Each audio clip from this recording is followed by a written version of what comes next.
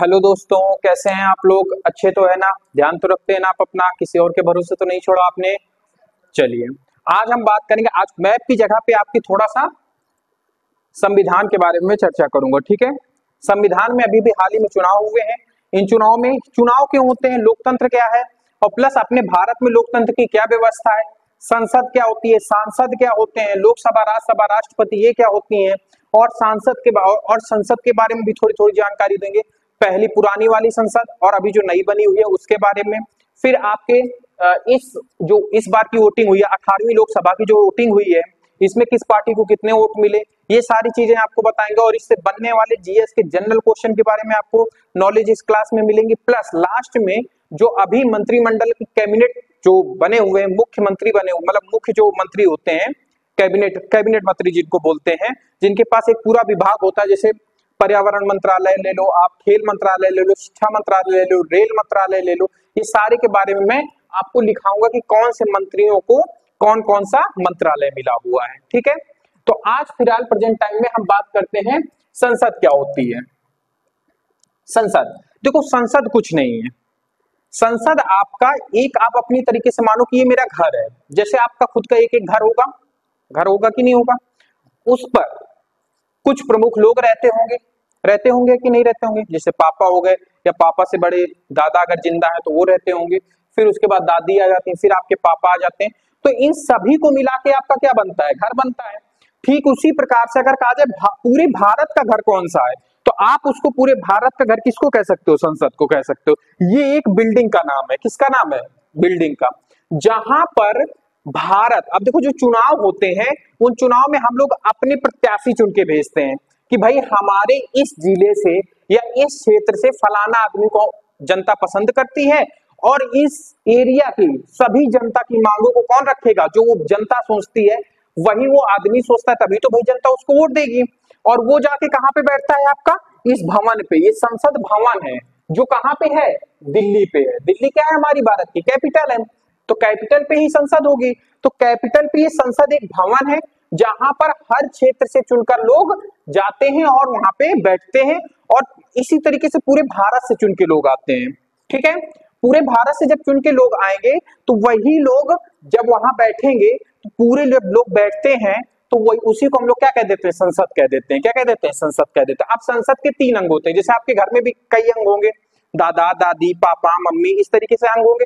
इसी हिसाब से जो ये संसद है ना, इसमें मुख्य लोग कौन से होते हैं, तो पहली तो आपकी होती है लोकसभा, कौन होती है, फिर आती है राज्यसभा, फिर आते हैं राष्ट्रपति। हमारे देश के प्रेजेंट टाइम के राष्ट्रपति कौन है, कौन है,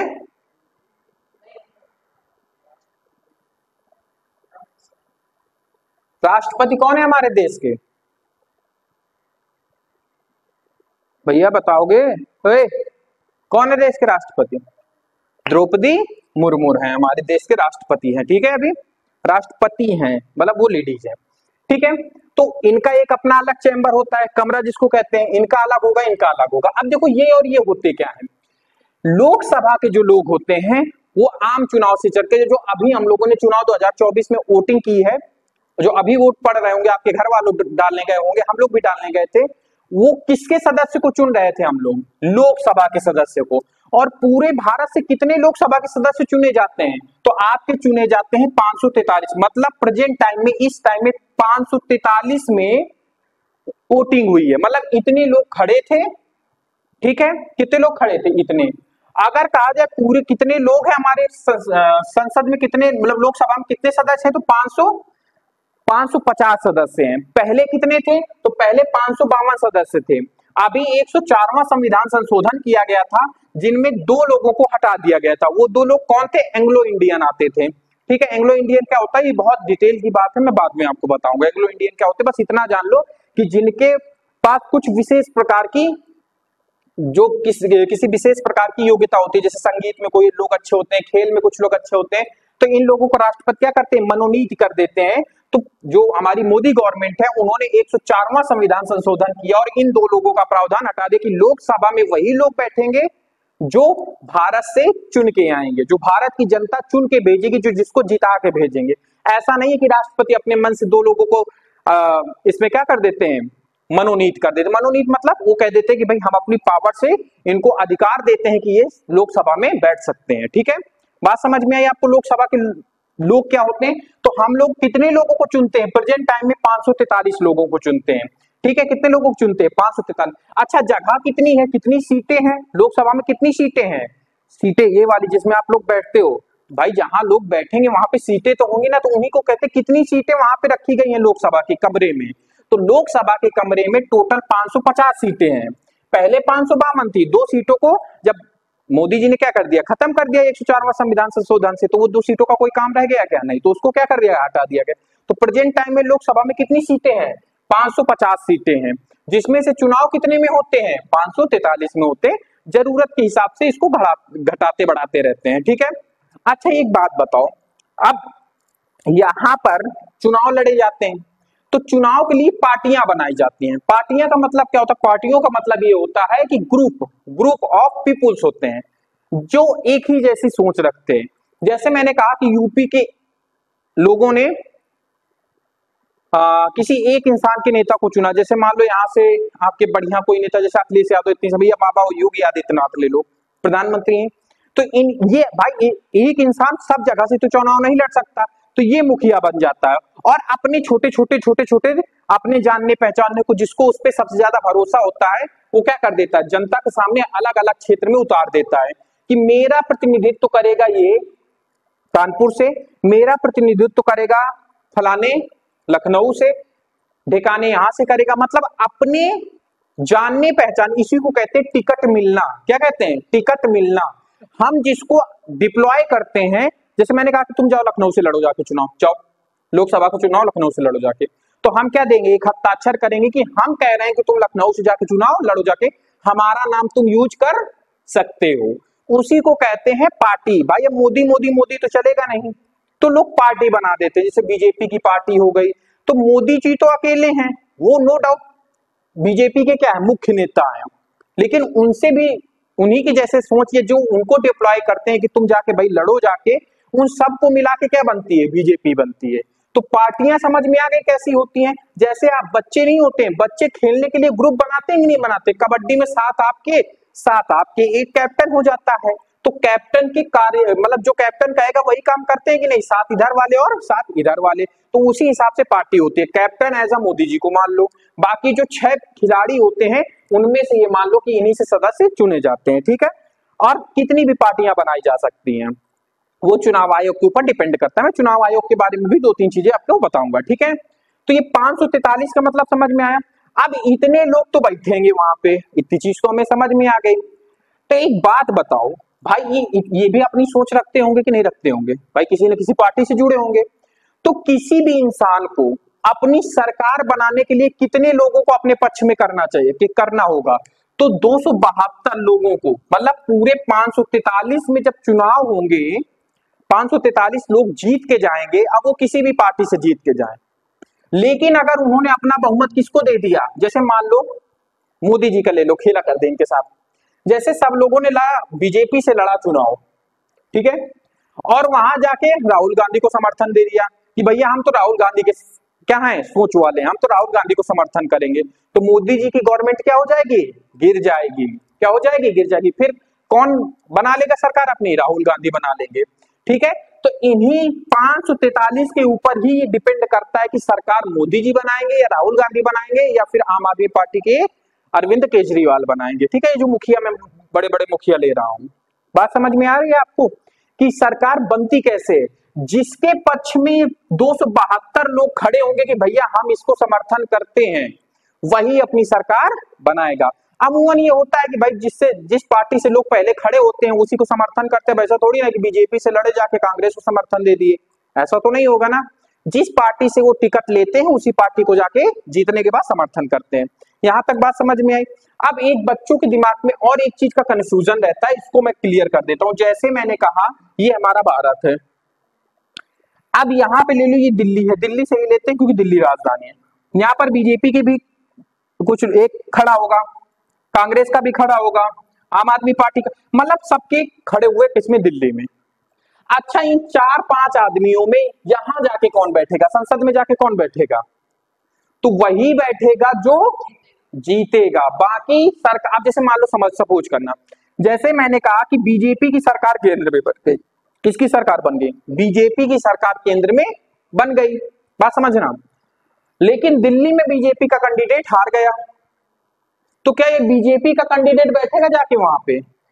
नहीं, क्योंकि सीटें तो हमारे पास 543 ही है, और इसमें वही आदमी बैठेगा जिसको जनता चुनेगी। वो किसी भी पार्टी का हो, कोई भी पार्टी सरकार बनाए उससे मतलब नहीं है।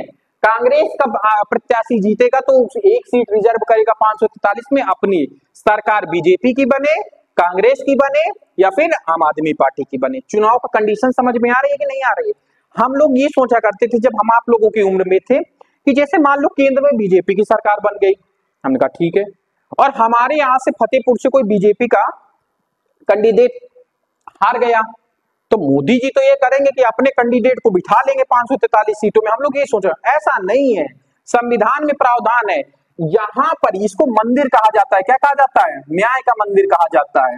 मंदिर में वही जाके बैठेगा जिसको जनता सपोर्ट करेगी। सरकार किसी की बन रही है, कोई दिक्कत नहीं है, कोई लोचा नहीं है, बैठेगा वही जाके जिसको जनता चुनाव जिता के बैठा लेगी।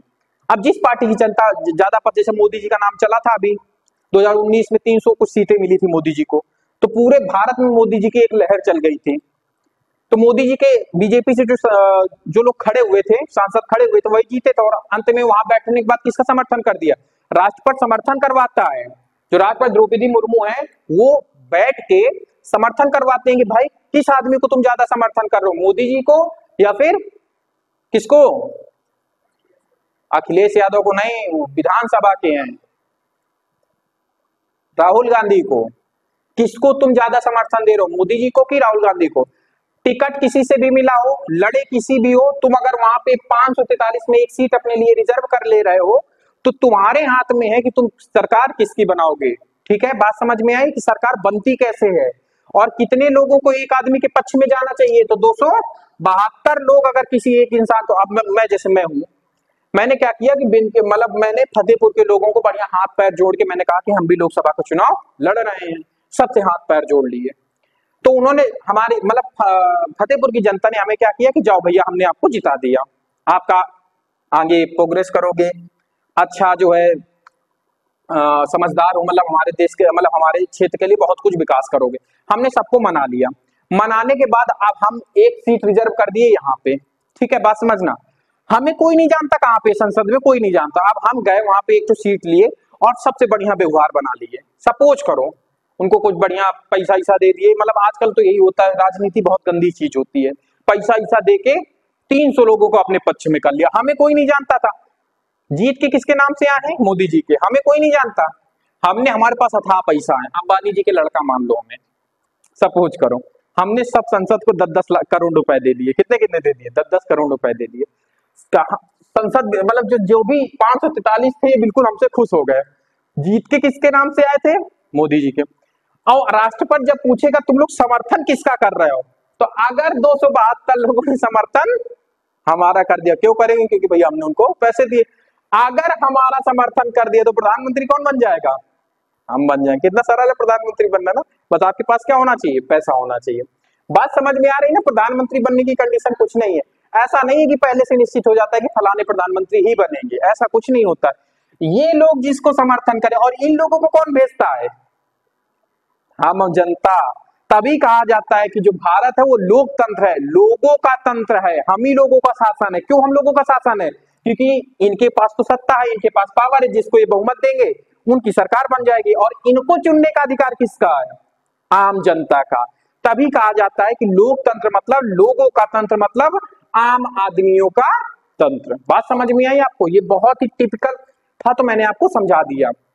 यहां तक बात समझ में आई? ठीक है। तो चुनाव कितने में हुए इस बार? 543 में। बहुमत कितना मिला, मतलब कितनी सरकार बनाने के लिए कितने लोगों की आवश्यकता है? तो 272 लोगों की आवश्यकता है। ये लोगों की संख्या है। ठीक है, चलो अब संसद जो है हमारी वो किन किन लोगों से मिलकर बनी होती है? देखो जो संसद होती है हमारी वो लोकसभा, राज्यसभा और राष्ट्रपति। मतलब एक तरीके से मानो संसद एक घर है, इसमें कितने कमरे हैं? तो 3 कमरे हैं। एक लोकसभा का है, एक, हालांकि 4 कमरे होते हैं, मोस्टली मान के चलो 4 होते हैं, एक लोकसभा का, एक राज्यसभा का, एक राष्ट्रपति का, और एक बीच का जो हॉल होता है ना, कभी कभी लोकसभा और राज्यसभा की संयुक्त बैठक बुलानी पड़ती है, तो राष्ट्रपति क्या करते हैं, उसी हॉल में बुलाते हैं, वो हॉल काफी बड़ा होता है जिसमें खूब सीटें लगी होती हैं कि आदमी ठीक ठाक यहाँ पे बैठ सके। तो आप अभी ये मानो कि हमारा घर है और घर में कितने लोग हैं, कितने कमरे हैं, 3, लोकसभा का, राज्यसभा का और राष्ट्रपति का। तो इसी इन्हीं 3 कमरों से मिलकर कौन बनता है, हमारा संसद बनता है। और इस पे जो बैठेंगे जाके उनको हम लोग क्या कह देते हैं, सांसद कह देते हैं। विधायक और सांसद समझ सुना होगा आप लोगों ने कि सांसद जी हैं, फलाने सांसद हैं, ढिकाने, तो सांसद का मतलब समझ में आया, जो संसद में जाके बैठता हो। यहां तक बात समझ में आई? चलो, अब सदन क्या होता है, सदन 2 होते हैं, लोकसभा और राज्यसभा को मिला देती है तो क्या मिल, देखो संसद अलग होती है, सदन अलग होता है। सदन का मतलब होता है लोकसभा प्लस राज्यसभा। तो कितने सदन होते हैं हमारे यहाँ, 2, लोकसभा के, राज्यसभा के। सांसद कितने होते हैं, मतलब सदन में कितने, संसद में कितने अंक होते हैं, 3, लोकसभा, राज्यसभा और विधानसभा। चलो, अच्छा, राज्यसभा में कितनी सीटें हैं, तो राज्यसभा में 245 सीटें हैं। यहाँ पे कितने लोग बैठते हैं, 245 लोग बैठते हैं, ठीक है। चलो, अब बात करते हैं कार्यकाल इनका। भाई हमने एक बार बिठा तो दिया इनको, अब इनका कार्यकाल मतलब समझते हो कितने समय। अब ऐसा थोड़ी ना कि एक बार जीत के चले गए तो हमेशा के लिए बैठ जाएंगे। सरकार चला रहे हो, मजाक थोड़ी ना है। भारत का भाई पूरा आप पैसा देख रहे हो, दुनिया दे रहा, भारत का प्रोग्रेस देख रहे हो। आपने अच्छा काम किया या खराब काम किया, आपको भी हटाने का कोई प्रावधान होता है कि नहीं होता? तो उसके लिए कार्यकाल निर्धारित किया जाता है। क्या निर्धारित किया जाता है, कार्यकाल। लोकसभा के जो सांसद होते हैं या जो लोकसभा में 543 बैठते हैं, इनको कितने साल तक बैठने का अधिकार होता है, 5 साल तक। कितने साल तक, 5 वर्ष तक। राज्यसभा के सांसद का कितने बैठने का अधिकार होता है, तो 6 वर्ष तक। कितने वर्ष तक, और राष्ट्रपति कितने तक बैठते हैं, 5 वर्ष तक, ठीक है। अब एक बात समझना, यहीं पे एक बहुत अच्छा क्वेश्चन बनता है, गौर से समझना।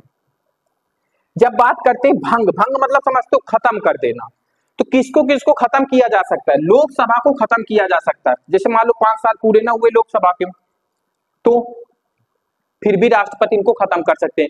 कभी कभी आंतरिक विद्रोह हो जाता है, जैसे मोदी जी हैं इस समय बहुत गंदा काम कर रहे हैं, रोजगार बच्चों को दे नहीं रहे।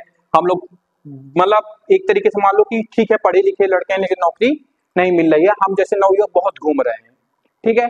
तो जैसे अब मान लो यही एक काम हो गया, दूसरा काम ढंग से विकास नहीं हो रहा, तीसरा काम जीएसटी बहुत ज्यादा ली जा रही है, टैक्स बहुत ज्यादा पड़ रहा है, चौथी चीज कुछ ढंग का कुछ काम हो नहीं रहा, ब्लैक मनी व्हाइट मनी कहाँ है कोई पता नहीं है, ठीक है। अदर पार्टियों के सभी ने मुख्य नेताओं को क्या किया जा रहा है, ईडी लगा के कहीं ना कहीं उसको क्या किया जा रहा है, जेल भेज दिया जा रहा है। मतलब एक तरीके से लोकतंत्र का कहीं ना कहीं हनन हो रहा है हमारे हिसाब से। तो जनता तो सब समझ रही है ना, कहीं पेपर लीक हो जा रहा है, पेपर लीक का मुद्दा तो बहुत हो गया भाई। जो भी स्टूडेंट पढ़ता है, जैसे हम लोग 2-2 3-3 साल से, हम 2017 में कर चुके थे अपना इंटर, आज 2024 हो गया, कितने साल हो गए, 4-3-7 साल हो गए।